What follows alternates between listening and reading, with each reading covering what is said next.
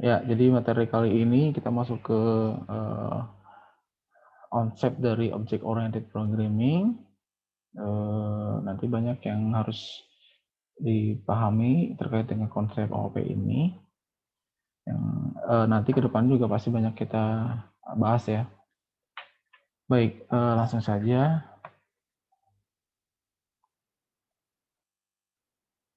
Baik, coba bahasan dari yang nanti akan kita bahas kali ini terkait dengan OP ini, yaitu yang pertama ada konsep dari OP itu sendiri, lalu kelas dan objek, dan kemudian atribut kelas, instance method, constructor, dan scope pada Python. Ini sesi cepat dulu ya. Baik, apa itu Python? Apa itu OP pada Python? Di sini pemrograman objek atau OP adalah paradigma pemrograman yang menyediakan sarana untuk menyusun program sehingga sifat dan perilaku digabungkan menjadi objek individual. Ya, ini kalau kita contohkan ya dari beberapa kehidupan nyata lah yang kita sering bersentuhan dan sebagainya. Ini seperti ini ya, ya ada kita sendiri ya, artinya seorang yang punya properti, umur, alamat dan sebagainya dan lain-lain sebagainya. Sebenarnya itu diambil dari kehidupan nyata. Jadi sini adalah OpenAI entitas nyata sebagai objek perangkat lunak yang memiliki beberapa data yang terkait dengannya dan bisa melakukan fungsi tertentu nantinya. Nah, paradigma pemrograman umum lainnya adalah pemrograman prosedural yang menyusun program dalam bentuk fungsi dan blok code yang mengalir secara berurutan untuk menyelesaikan tugas. Nah, OOP ini lahir sebagai penyempurnaan dari pendekatan atau konsep yang sudah kita pelajari sebelumnya, yaitu dari pemrograman prosedural gitu atau sequence lah seperti itu. Gitu ya, jadi OOP ini. Jadi kalau kita bilang OOP ini adalah banyak digunakan terutama untuk pemrograman nanti yang sudah sangat tingkat tinggi lah. Jadi bahasa pemrograman yang terbaru ya konsepnya sudah menggunakan OOP ini, sudah berbasiskan objek gitu, tidak lagi menggunakan prosedural. Nah, hal-hal yang berkenaan dengan objek ini cenderung lebih mudah kalau kita menggunakan konsep OOP dibandingkan dengan pemrograman prosedural yang bisa kita lakukan. Ya karena sekarang kalau kita menggunakan pemrograman prosedural dalam bentuk fungsi dan block code yang tadi disampaikan di sini, yang bisa kita lakukan dalam coding, ini ternyata ada beberapa hal di mana coding itu harus kita gunakan ulang. Dan sini muncul di mana kita harus menggunakan pemrograman berorientasi objek. Prosedur ini sebenarnya sedikit banyak sudah kurang relevan ya kalau kita terapkan dari beberapa tren pemrograman sekarang, bahasa sekarang gitu. Karena di pemrograman sekarang kan butuh yang cepat, gitu, agile, gitu ya, dalam satu waktu bersamaan. Semua fungsi juga harus dikerjain bersamaan, begitu. Jadi nggak bisa kalau misalkan kita menerapkan masih dengan pendekatan prosedural, di mana yang kita tahu ya, prosedural itu kan berurut ya, sequential gitu. Harus ngerjain ini dulu, harus mengerjain fungsi ini dulu, lalu fungsi ini, dan sebagainya, lalu balik lagi. Nah, itu kan sangat kurang efisien kalau untuk yang sekarang. Makanya pendekatan OOP ini dibuat untuk menggantikan pemrograman konsep prosedural yang dibutuhkan kecepatan tadi ya intinya. Gitu ya. Oke, itu dulu konsep dari OOP yang harus kita tahu. Oke, juga apa nih yang paling penting lagi kalau di prosedural ini mungkin kan kita bisa teamwork gitu dan kerja bersama gitu sewaktu. Nah, semua orang ini bisa mengerjakan bagian-bagian tertentu begitu. Jadi hasilnya bisa digabungkan. Nah, kalau dengan prosedural kan sangat harus butuh ini balik lagi. Nah, itu kurang relevan sebenarnya. Anda bisa baca-baca sendiri mengenai OOP ini banyak ya yang menjelaskan bagaimana pendekatannya gitu. Kenapa perlu belajar OOP? Karena Python di sini adalah merupakan pemrograman berorientasi objek pastinya. Itu di mana kode dari program Python ini bisa kita gunakan kembali intinya atau reuse lah ya, berbeda dengan pemrograman prosedural yang berfokus pada instruksi urutan secara eksplisit. Oke. Itu ya, jadi kita yang mengerjakan program yang kompleks pada khususnya OP ini mungkin kita untuk menggunakan kembali sir kode dan menulis kode yang lebih mudah dibaca. Kelas adalah dasar dari OP. Jadi sebenarnya ya ini yang paling basicnya adalah dari OP ini kelasnya, kita membuat kelas. Harus ada kelas di situ. Jadi situ programnya menggunakan kelas. Jadi kelas adalah dasar dari OP. Jadi kenapa nanti pada waktu kita belajar OP nanti akan pasti banyak menggunakan kelas tentunya. Nah, saat ini sudah menjadi tuntutan ya bahwa seorang programmer ini wajib menguasai OP. Ya, banyak hal atau banyak manfaat sebenarnya yang bisa kita dapatkan bila kita menggunakan OP. Ya, ini kan wajib nih, harus dikuasain ya. Jadi minimal Anda kenal lah gitu. Apa sih OP di sini? Nah, ini otomatis juga dengan OP lain selain menggunakan program juga memberikan keamanan pada aplikasi agar tidak mudah kena hack. Nah, ini contoh salah satu benefit dari misalkan diterapkannya pendekatan dengan menggunakan OP. Oke, masih di sini di OP ini ada 4 pilar nanti kelanjutan dari hari ini. Nanti akan kita bahas setelah ini di pertemuan selanjutnya, yaitu kita bahas 4 pilar dari OP di sini ya. Pertama ada encapsulation, abstraction, polymorphism, dan inheritance gitu. Ini disebutnya 4 pilar. Nanti kita akan ketemu setelah bahasan dari materi hari ini. Kita masuk ke kelas dan objek. Nah, kita pasti kan ujung-ujungnya akan membuat sebuah kelas. Tapi kita harus tahu dulu kira-kira apa sih yang disebut kelas dan objek ini. Nah, kelas objek ini adalah salah satu konsep terpenting dalam pembuatan pemrograman berorientasi objek. Adalah perbedaan antara kelas dan objek yang didefinisikan sebagai berikut. Kelas adalah blueprint. Nah, garis bawah ya blueprint kalau kelas yang dibuat oleh programmer untuk membuat sebuah objek. Kelas ini mendefinisikan suatu set atribut yang akan mengkarakterisasi sebuah objek yang dicontohkan dari kelasnya. Jadi ini blueprint apa ya? Kalau blueprint kalau mungkin istilahnya rancangan, ya bisa dikatakan itu ya rancangan. Jadi kalau misalkan Anda mau bikin rumah, blueprintnya apa? Ya dia nanya, ya rancangannya seperti apa, begitu. Lalu ada objek. Objek ini adalah sebuah kelas. Dan objek ini adalah versi kelas yang direalisasikan, di mana kelas dimanifestasikan dalam sebuah program. Ya berarti kalau dari ibaratnya rancangan sebuah rumah, ya objek ini adalah rumahnya. Gitu. Hasil dari rancangan atau blueprint yang sudah dibuat sebelumnya. Jadi kelas yang direalisasikan sebenarnya itu sih.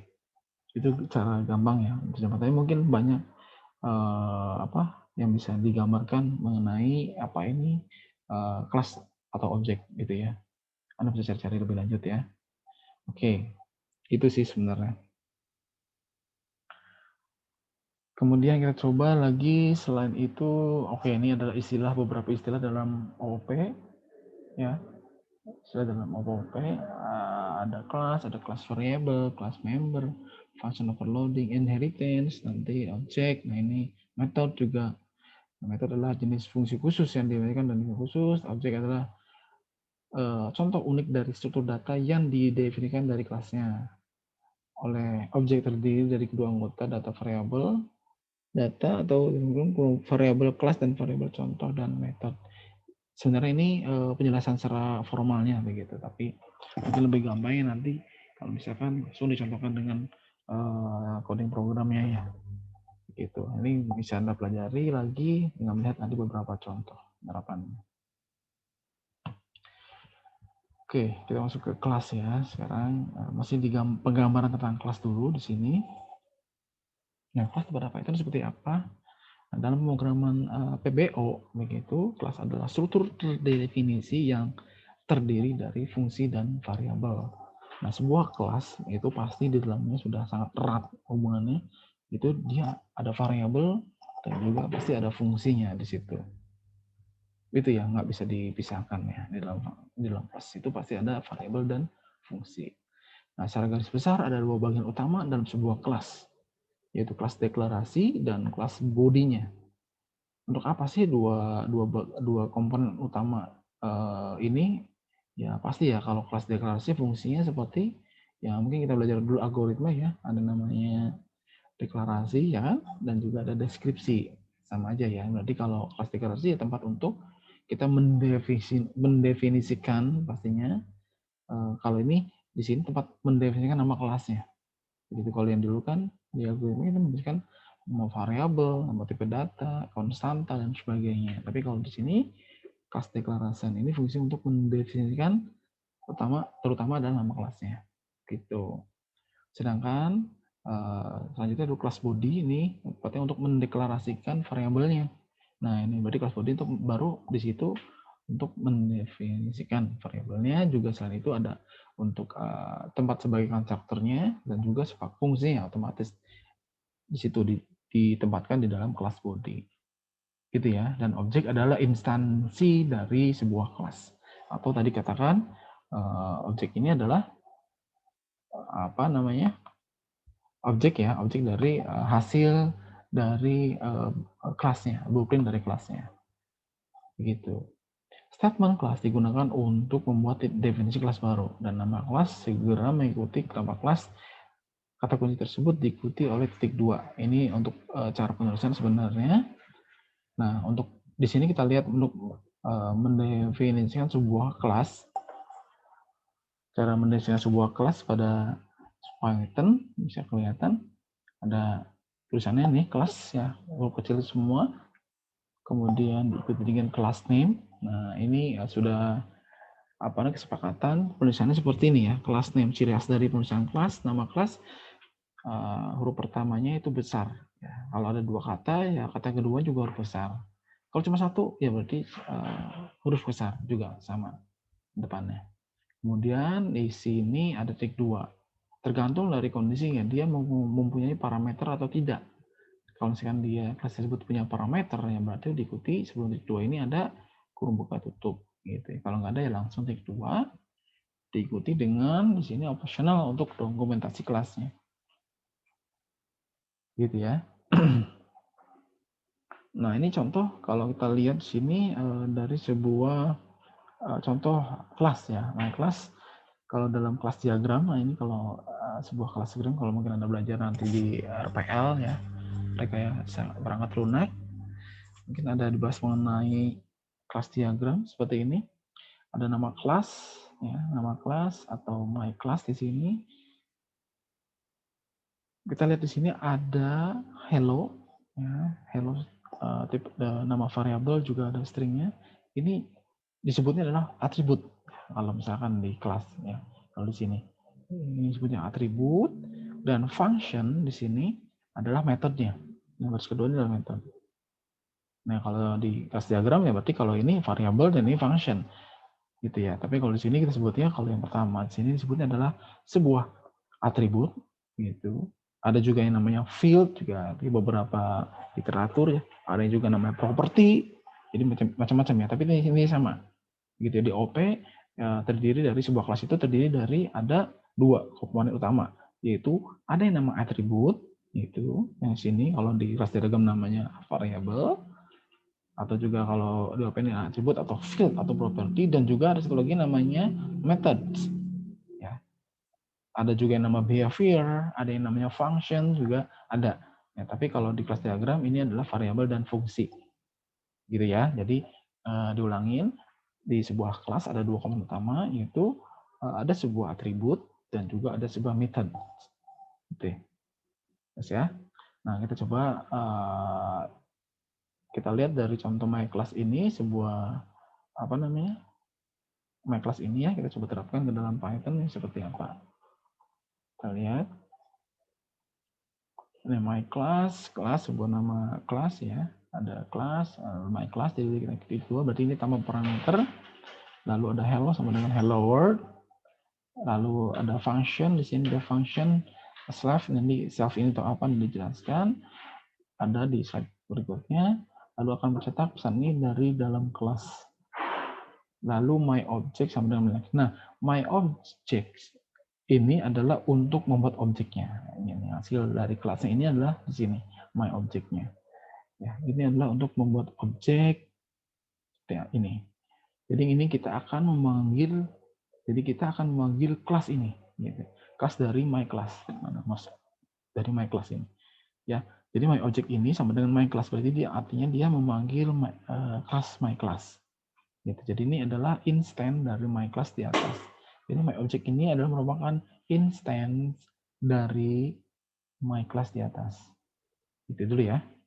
Nah, untuk mengambil nilai pada objek, begitu kita sudah kenakan my object ini sebagai kelas, maka dia akan memiliki variabel, yaitu apa? Variabelnya ini, ya. Variabelnya adalah hello sama dengan hello world. Yaitu variabel, dan metodenya mana? Metodenya adalah ini the function, ya. Function. Jadi ini adalah variabel, ya, atau atribut, dan sini adalah sebuah metodenya, gitu, yang ada pada kelas. Jadi my object take hello di sini, my object take hello artinya dia bisa mengambil nilai variabel ini dari hello my world. Rencananya dia akan mengakses hello my world. Itu. Nah, coba langsung kita coba run, hasilnya seperti apa. Kita coba cek ya, sudah buat.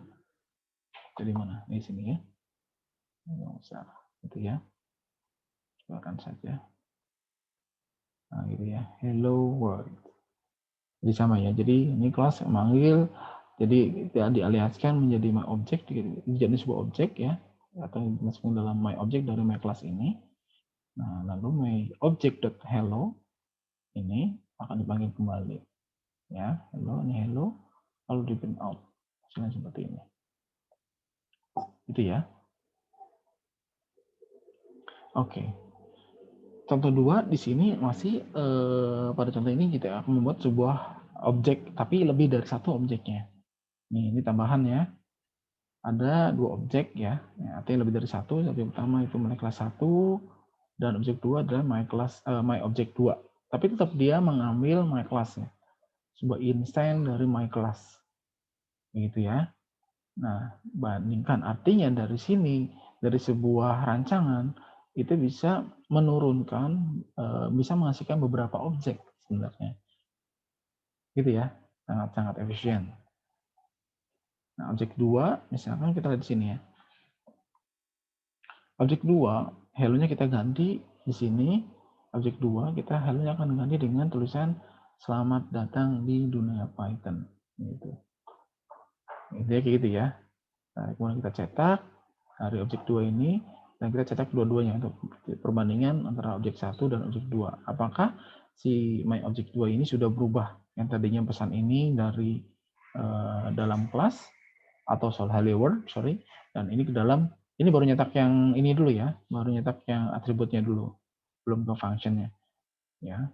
Selamat datang di dunia Python. Dia akan mengganti dari hello world ini menjadi selamat datang di dunia Python. Coba run, hasilnya adalah, nah ini, jadi selamat datang di dunia Python. Oke. Kemudian selanjutnya masih di contoh ketiga. Nah, kalau ini, kalau tadi kan kita mengakses mengakses objek variabelnya kan, mengakses objek variabel atau atributnya itu. Nah, sekarang kita coba mengakses objek functionnya, mengakses objek functionnya. Yang ininya ya. Kita akan coba cek di sini. Sebenarnya sama semuanya. Kita langsung run. Mana nih? Oke. Oops, sorry. Oops, oh ini ya. Pesan ini dari dalam kelas. Jadi kita mau ngambil adalah functionnya. Ini cara mengakses object function seperti ini. Cukup panggil saja, akan muncul hasilnya. Gitu ya. Jadi kita sudah bisa mengakses 2 untuk yang di atribut atau variabelnya, ya, dan juga dari functionnya. Oke. Ini tutup ya. Kita sekarang ke fungsi, ini kita tutup nih. Gimana cara ngeluarinnya nih? Bentar. Ya, jadi fungsi dari self tadi yang dikatakan adalah sebagai variabel saja yang menyatakan kelas itu sendiri. Jadi self ini adalah sebuah variabel yang menyatakan kelas itu sendiri sebenarnya. Jadi ibarat kita memanggil variabel, jadi ibarat kita memanggil variabel yang ada di dalam kelas gitu. Dan jika kita ingin memanggil sebuah variabel atau metode di dalam sebuah kelas itu, maka kata self kita harus masukkan di depan variabel maupun metodenya, gitu ya. Self itu adalah sintak ya, dari Python pastinya, jadi sudah bawaannya. Nah, kata self bisa kita ubah, tapi harus konsisten katanya. Jadi self ini kita bisa mana tadi? Kita rubah, tapi asalkan harus konsisten. Kenapa kalau nggak konsisten ya pasti akan error pastinya. Jadi kalau mau dirubah, kita mau ganti kata self ini menjadi kata lain, ya mangga silakan, tapi harus konsisten, harus semua juga ikut berubah. Ini contohnya seperti ini, misalkan self ini kita sudah mau rubah ya, ini kita ubah menjadi kata ubah misalkan, tapi beberapa di bawahnya ini dia masih menggunakan self, begitu ya, termasuk ini sudah self semua, tapi pada saat di run ya pasti error, gitu ya. Nah, yang kalau pengen dirubah ya seperti ini, harus konsisten. Ubah, begitu. Dan hasilnya ini benar. Akan mencetak kata 0, gitu ya. Bahwa variabelnya itu 0. Gitu ya, ini sama kayak tadi. Jadi ini kita contoh untuk menggunakan self, gitu dengan self ini menunjukkan bahwa variabel tersebut milik dari kelas contoh. Jadi kita menggunakan. Coba panggil. Ini sudah ya. Nah ini. Itu ini self. Itu sama ya. Misalnya kita ganti 100.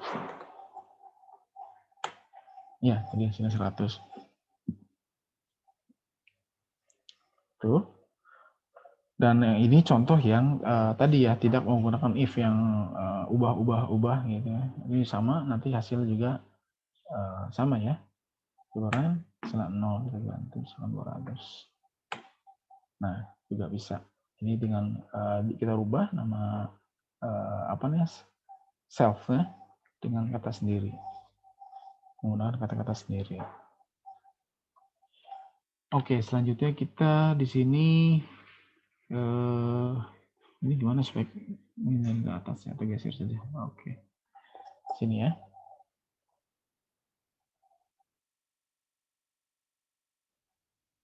Ops, nggak muncul ya di Zoom. Sorry. Iya, sorry. Bentar. Zoom-nya nggak muncul ya dari tadi ya. Oh, mohon maaf. Salah berarti saya salah ambil. Bentar, saya search lagi. Mohon maaf ya. Ada Zoom-nya mana? Wow, ternyata salah ya. Sebentar, saya share screen lagi. Ya, sama ya. Ini dari awal berarti ternyata. Ya, ini sudah berhasil. Nah, ini mencetak atributnya atau variabelnya, mengakses variabel atau atributnya, dan ini adalah untuk mengakses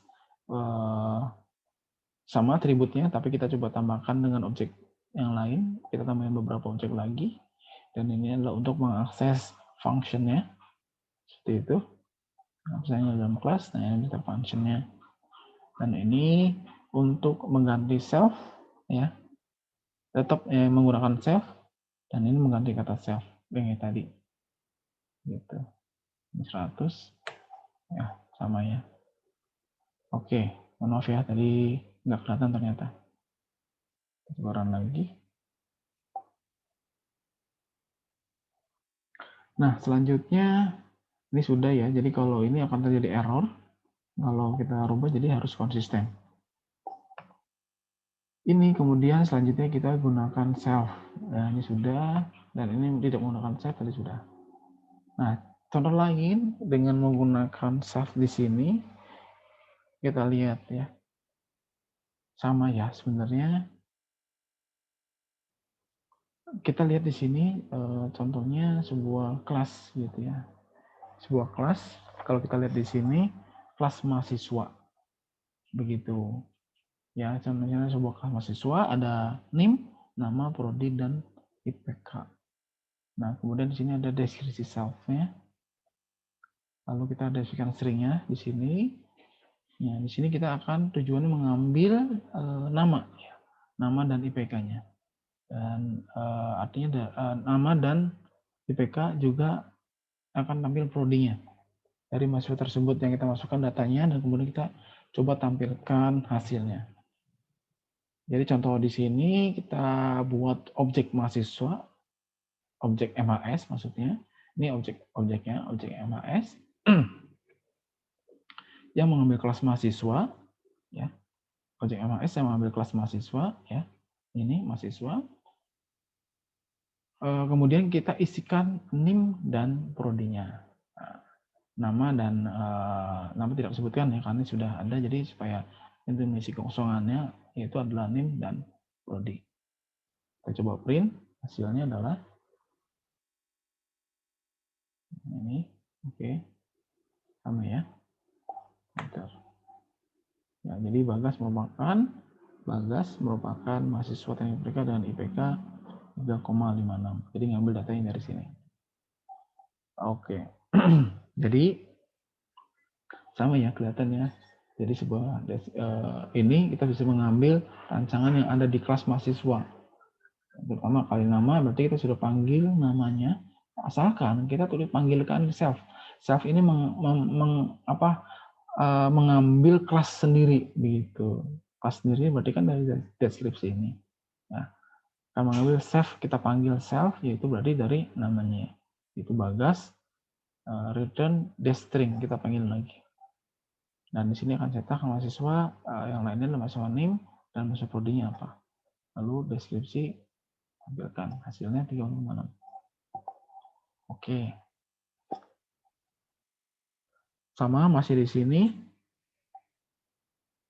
Contoh berikutnya adalah sama dengan Python tadi, sama program tadi.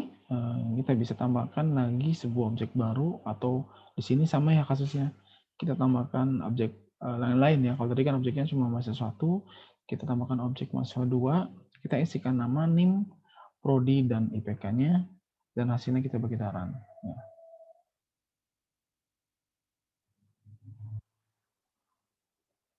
Ini sudah kita buat. Sini aja deh. Cukup ya. Ya, jadi hasilnya adalah print mahasiswa 1 deskripsi. Berarti dari sini ya. Sama kayak tadi, kita bikin Bagas merupakan sama, dan lalu kita bikin lagi nih objek yang kedua. Gitu, mahasiswa 2 sama mengambil kelas dari mahasiswa. Begitu. Mahasiswa 2 kita bikin baru ya, sebagai ini belum melalui inputan. Dan ini NIM, nama NIM-nya. Masuk prodi adalah prodinya, masukin ya. Ini belum pakai inputan. Lalu juga IPK-nya. Dan hasilnya adalah seperti ini. Sinta merupakan mahasiswa simulasi dan IPK 3,89. Oke, lanjut. Kita masuk ke atribut instan. Apa sih itu atribut instan? Sebenarnya sudah tadi kita bahas di atas ya, tentang atribut gitu. Oke. Atribut instan adalah semua kelas untuk membuat objek dan semuanya mengandung karakteristik yang disebut atribut. Nah, jadi semua kelas membuat objek dan semua objek mengandung objek yang disebut atribut. Disebut sebagai properti atau beberapa juga disebutnya properti pada paragraf pembuka. Cirinya tadi ya, jadi sudah digunakan beberapa kali di atas menggunakan istilah init ya. Tuh. Atau metode init ini adalah metode untuk menginisialisasi.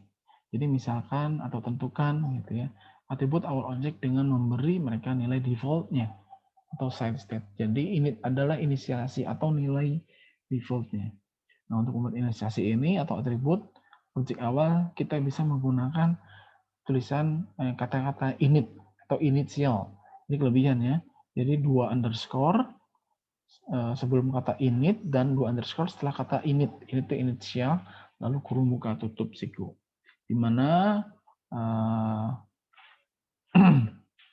tadi fungsi ini digunakan untuk membuat simbol dari atribut instan. Oke, contoh tadi misalkan di sini sebuah kelas ikan, lalu def init. Nah ini parameternya ada self, nama, dan jenisnya.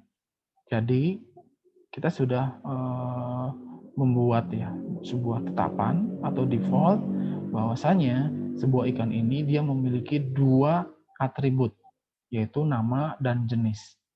Nah sekaligus saja ini sudah langsung diisikan ya. Nama dan jenisnya berarti sudah ditentukan, yaitu kalau nama dia berisikan cupang, dan jenis dia berisi red half moon. Gitu ya. Saya ulang ini, jadi kita buat sebuah atribut instan, artinya atribut yang ada di pada ikan itu nama dan jenisnya sudah kita tentukan.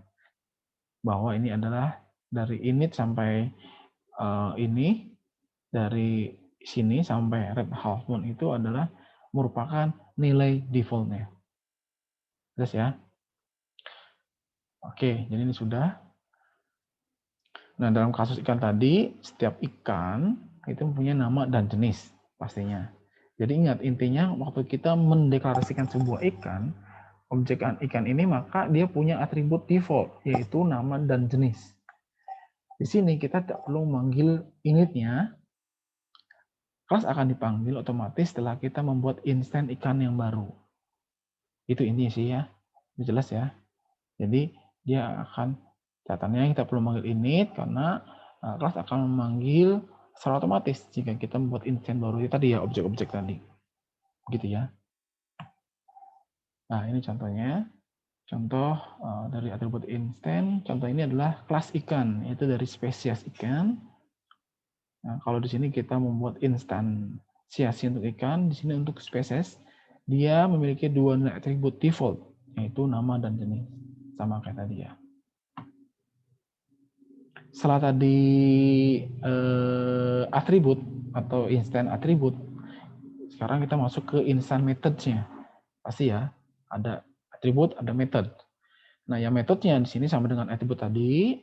Jadi kalau tadi atributnya yang default, yaitu dari tadi ya, dari yang ini ya, def init sampai halmon ini.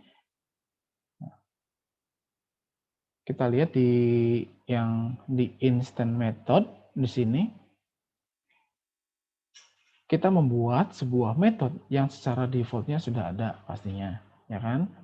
Jadi kita membuat sebuah metode yang sudah ada, kita bisa membuat objek dengan instan yang sudah disediakan pastinya. Gitu. Contoh di sini, misalkan ada sebuah binatang. Sebentar.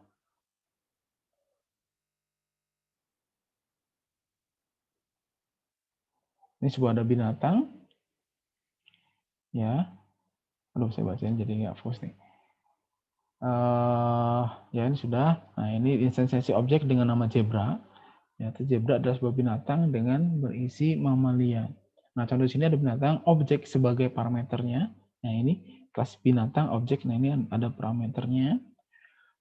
Def init di sini artinya defaultnya itu kita isikan atributnya, kita kirimkan dari pemanggilan kelas binatang nantinya. Gitu ya. Contoh di sini ada zebra, misalkan ya, ada zebra sama dengan binatang mamalia. Jadi binatangnya tetap kita sertakan dengan mengisikan langsung mamalia. Berarti mamalia ini akan mengisi pada atribut nama. Jelas? Jadi mamalia ini akan mengisi pada atribut nama karena nggak ada lagi kan setelahnya cuma nama. Berarti nama ini akan diisi dengan mamalia. Itu ya. Print zebra berarti nama ya mamalia. Kita coba run. Ini sudah dibuat juga. Ini sudah tadi ya. Ini sudah salmon. Nah, ini. Run. Ya, jadi akan muncul zebra mamalia. Ya, karena sudah diisikan posisinya nama ini pasti diisi dengan mamalia karena yang dipesan adalah nama. Oke. Sama juga di sini di Slide selanjutnya. Tadi mana?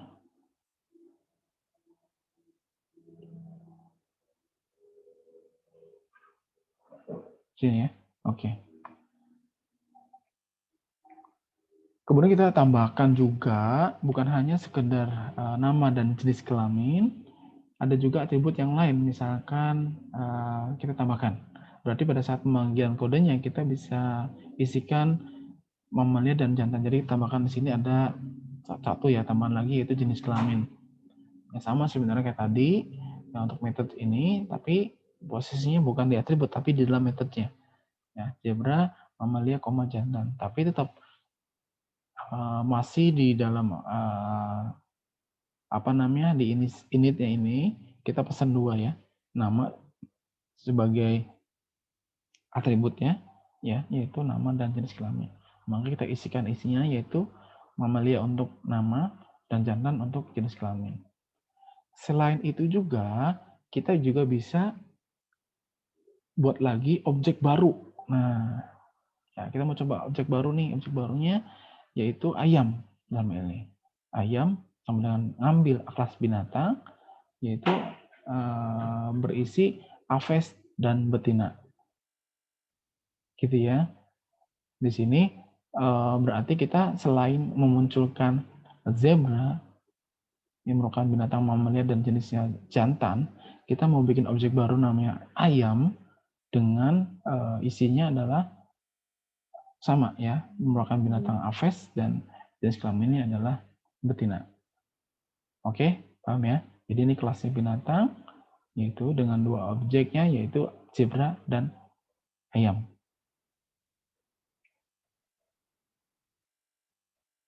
Nah, tadi sini. Oke, ini ya, percobaan sama ya.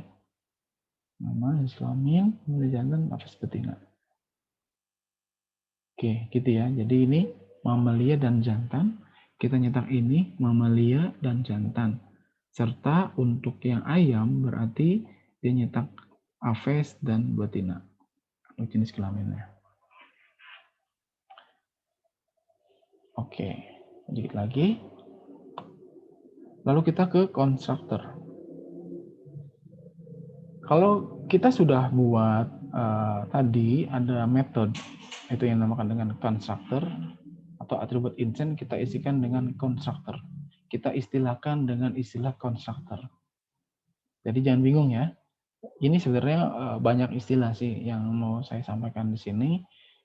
Nama lain sebenarnya, nama lain dari instant method atau method instant di sini adalah konstruktor. Ya, posisinya di body tadi ya, di body bukan di deklarasi ya. Di konstruktor ini adalah nama lain dari method. Jadi sama aja. Gitu ya. Oke. Ini contohnya kelas mobil. Contohnya ada sebuah kelas mobil ya, dev init di sini. Ini adalah sebuah konstruktornya. Nah, ini. Nah, ini sebuah konstruktornya. Bisa kita lihat. Oke, berarti ini ya, atribut method ya. Ya. Ini adalah atribut method atau nama lainnya dari adalah konstruktor. Dev init, self, print ini adalah metode konstruktor, ini adalah merupakan tadi instant ya. Atribut instant atau nama lainnya adalah konstruktor. Lalu ada dua buah metode. Nah, ini baru metodenya di sini nih. Metodenya adalah maju dan berhenti. Jelas? Kemudian coba kita panggil, sebenarnya sama saja.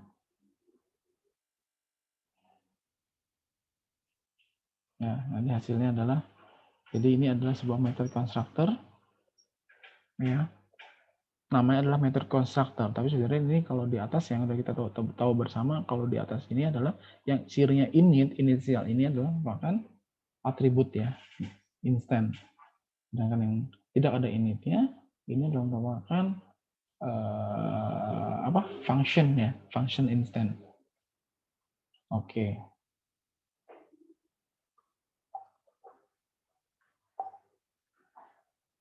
Tadi ya, ini sudah penjelasannya. Nah, ini lumayan sudah versi komplitnya. Kalau kita terapkan dari beberapa pembahasan tadi terkait dengan pembuatan kelasnya, kita masuk ke versi lengkap dari kelas yang lumayan panjang nih ya. Mudah-mudahan bisa kelihatan jelas. Contoh lain di sini adalah sebuah kelas buku. Nah, ini sudah sebuah kelas namanya kelas buku, lumayan panjang. Ini sudah menggabungkan beberapa yang sudah kita bahas di atas. Ada judul, ada pengarang. Di kelas buku ini ada judul, ada pengarang, ada penerbit, dan tahun terbit. Sini. Kemudian di sini ada untuk konstruktornya, ya. Ada dev ini self judul, berarti kita hanya menampilkan judulnya saja untuk yang di konstruktor. Sedangkan untuk yang di method yang sudah disiapkan ada 3 ya, berarti pengarang, penerbit, dan tahun penerbit. Ada istilah get. Nah, nanti ada get ini ada maksudnya nanti. Tapi kita cek dulu ya yang kita bahas sebelumnya. Berarti ini sudah ada kelas, kemudian ada constructor, ya, atau sebelum kita bahas tadi apa? Atribut, instant. Juga ada yang 3 ini adalah merupakan apa? Method ya yang sudah disiapkan. Ya, dari mulai get pengarang, get penerbit, dan get tahun penerbit. Kemudian juga kita tambahkan di sini fungsi baru, yaitu untuk khusus untuk menampilkan hasilnya atau untuk menampilkan outputnya. Ya, kita masukkan function baru namanya get output. Oke, gitu ya. Jadi di sini kita akan menginputkan pengarang, ya, kemudian penerbit dan tahun terbit. Jadi judul nggak usah ya, karena dia sebagai konstruktornya. Oke, jadi kita akan coba kenakan kepada objek yang di sini. Nah, selanjutnya kita akan coba kenakan ke objek. Ini adalah inputannya.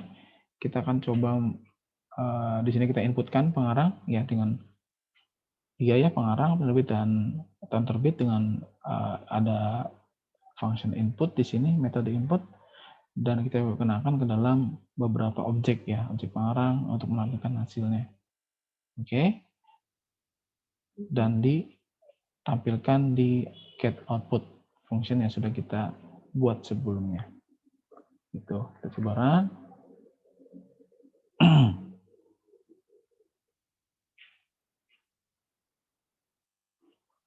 Ya, misalkan siapa nih? Adi ya. Adi Gun. Adi, misalkan. Kemudian penerbitnya Andi Erlangga lah. Misalkan dulu ya, kalau kita buku tahun terbitnya 2021. Nah, begitu. Jadi ini tetap akan muncul untuk yang judul buku ya, Programming in Python 3. Jadi karena dia mengambil kelas reconstructor-nya dari buku yang atas, gitu, yaitu mengambil judul. Lalu masuk ke penerbit Erlangga 21. Oke, Adi Erlangga 21. Seperti itu. Lanjut lagi, masih. Jadi ini penjelasannya sama ya. Jadi objek buku programming Python 3 merupakan perintah untuk memanggil kelas buku. Pasti ya. Jadi obj merupakan nama objek. Bisa diganti dengan apa saja yang kita inginkan. Untuk yang selanjutnya kita panggil dengan tuan nama, modul, nama kelas, parameter. Sebab adanya parameter string ketika kita memanggil kelas, karena di kelas tersebut terdapat constructor atau init yang mempunyai parameter. Jika di constructor tersebut ada parameter hanya self, maka tidak perlu ditambahkan apapun. Dan selanjutnya ya, ini sama yang tadi digambarkan. Kita langsung saja ke contoh lain. Di sini ada kelas mobil, sama seperti tadi kita tambahkan artinya, kita bisa mengambil nilai dari atributnya. Coba kita run saja. Sama ya, jadi ini mengambil nama, lalu di sini dari nama tadi bisa berfungsi dan berbentuk seperti hasilnya. Gitu ya, jadi mobil Avanza, mengambil nama, mobil, ini teks mobil, Avanza, dan bergerak maju. Begitu. Oke, sama ya. Selanjutnya adalah ini sudah Contoh lain juga, ini tentang shopping chart ya, shopping chart. Chartnya seperti itu ya, mungkin ya. Shopping chart di sini sama ya, seperti buku tadi, dibuat sebuah kelas shopping chart, objek disiapkan juga disiapkan di sini sebuah list ya, sebuah list keranjang, mudah-mudahan kelihatan di sana, atau langsung saja di sini saja biar agak besar. Ya. Oke, jadi ini sebuah kelas shopping chart, objek disiapkan sebuah, jadi shopping chart ini merupakan objek, artinya shopping di sini kita sudah siapkan sebuah list keranjang. Lalu juga ada constructor yang pertama digunakan untuk penyimpan nama pembelinya. Oke, gitu ya. Untuk penyimpan nama pembelinya ini constructornya. Selanjutnya apalagi? Ada method tambah. Nah, ini sebuah method ya. Yaitu tambah item. Dari mulai self sampai sini ya. Sampai terakhir. Sampai item, self, keranjang ditambahkan. Kemudian juga ada method hapus item. Begitu. Juga ada tambah method tampil keranjang, total keranjang berapa, dan sebagainya. Ini juga sudah ditambahkan beberapa item untuk yang tampil keranjang. Ya, ini sudah ditambahkan beberapa itemnya. Ya, ini kalau item nih, ada laptop Acer, monitor, ini juga ditambahkan item. Kita coba akan run. Jadi gitu ya, ini sudah tampil semua. Jadi ini pertama kita sudah tampilkan secara lengkap, itu dari pembeli, kemudian dan sebagainya. Dan yang terakhir, karena tadi ada metode untuk menghapus ya, menghapus item yang tidak jadi dibeli, misalkan Acer laptop tadi, Acer laptop tadi, maka kalau dihapus itemnya hasilnya menjadi seperti ini. Gitu. Jadi ada yang berkurang dari itemnya. Oke, dikit lagi. Oops, sorry. Lalu scope pada Python. Oke, jadi ini bagian berikutnya adalah scope. Ya, scope ini adalah ruang lingkup yang ada di dalam kelas Python. Jadi ruang lingkupnya adalah konteks di mana variabel dapat diakses oleh program. Ini sebenarnya bisa kita istilahkan semacam juga deklarasi. Kalau di function itu ada deklarasi global dan lokal. Begitu ya, itu scope istilahnya kalau di OOP. Ya, scope ini membolehkan proteksi data yang mengizinkan programmer untuk mengontrol bagian mana yang dapat diakses. Jadi ya, mau diakses. Tanpa scope, setiap bagian dari program dapat mengakses semua data melalui program dan ini akan menjadi sebuah masalah yang besar. Nah, itu dia. Jadi memang ada baiknya kita menentukan scope variabelnya. Contoh di sini, kelas binatang adalah sebuah objek, misalkan. Sebuah kelas binatang adalah merupakan objek. Variabel scope dan scope global dan otomatis dimiliki setiap objek, gitu ya. Ya. Isi dari variabel ini tak bisa dirubah oleh objeknya. Nah, ini variabel scope global otomatis memiliki setiap objek. Isi dari variabel ini tak bisa dirubah oleh objeknya. Jadi adalah is sama dengan is underscore hidup sama dengan true. Nah, ini nggak bisa dirubah intinya ya. Jadi ini kita buat tidak bisa diganti. Jadi scope ini manfaatnya banyak. Jika kita buat sebuah atribut atau beberapa variabel yang kita hidden-kan dari pengguna, tapi sebenarnya banyak yang kita gunakan. Itu aja sebenarnya, tapi ini jarang dipakai sebenarnya istilah scope ini. Sama ya. Itu.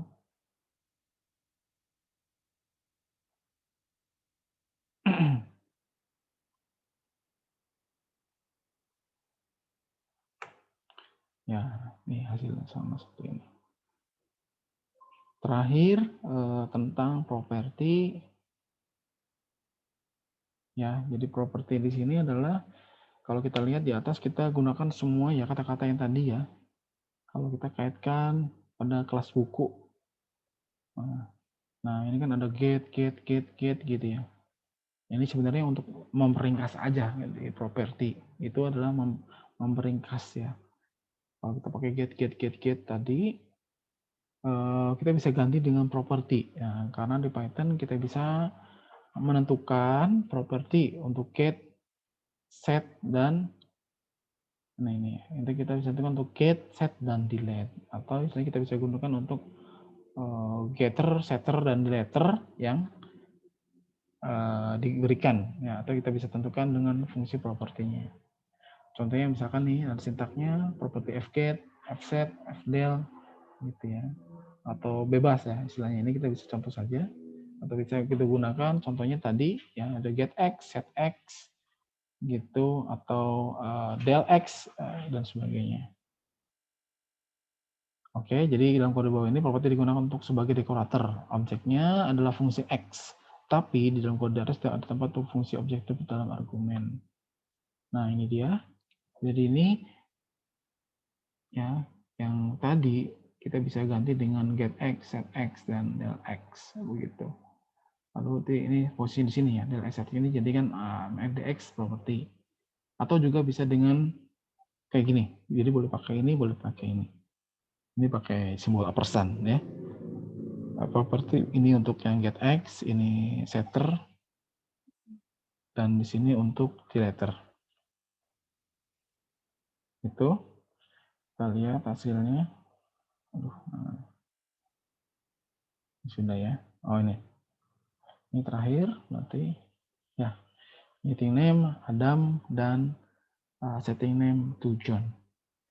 Itu saja. Ini sedikit kurang enak ya saya tenggorokan jadi sedikit cepat. Itu saja yang bisa saya sampaikan terkait dengan OP. Ini jangan bingung dulu, tapi nanti ya sedikit banyaknya nanti akan kita coba praktekkan dari penerapan AOP ini. Jadi semakin banyak praktek nanti akan semakin terbiasa. Wajar kalau di awal-awal masih terlalu banyak ya, masih bingung, tapi minimal tadi yang saya sampaikan intisarinya adalah Anda sudah paham gitu ya, mana yang atribut instan, mana yang tadi function instan gitu ya. Yang mana yang tadi atribut ini berubah menjadi constructor, itu dulu ya. Tapi intinya sama ya. Jadi intinya di sini manggil-memanggil. Kayak apa yang kita pesan, lalu kita bisa panggil baik dia dari sisi atribut maupun dari functionnya. Baik, untuk materinya saya cukupkan sampai sini. Gitu ya. Jadi kalau misalkan ada pertanyaan, maka dipersilakan. Untuk presensinya nanti ya, setelah ini saya belum sempat, setelah sekalian nanti saya upload materi videonya. Ini kebetulan saya sudah rekam. Nanti saya upload ke dalam My, begitu sekaligus Anda bisa langsung melakukan presensi. Itu saja yang bisa saya sampaikan.